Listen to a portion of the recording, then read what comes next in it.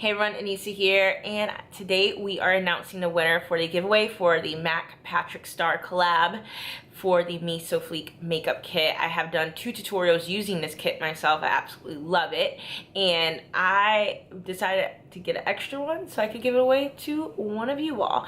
So in that last video, I announced the contest, and we do have a winner. I wish I could pick everyone, but it can only be one. So drum roll. And the winner is Latoya Baptiste.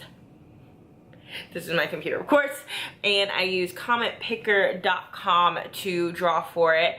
If you didn't win, don't give up. I will try my best to do a couple more giveaways throughout the year. I definitely want to do one around my birthday time. That is in November. But in the meantime, I'm trying to get some more ideas of just things I know I love that I would love to give to you all. So again, thank you to everyone that entered. Congrats to Latoya.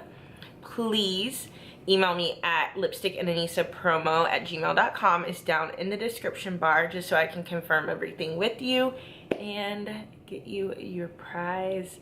As always, you guys, thank you for choosing to be a part of the tribe and subscribing. If you haven't, invitations out there, and I will catch you all in my next video. Bye.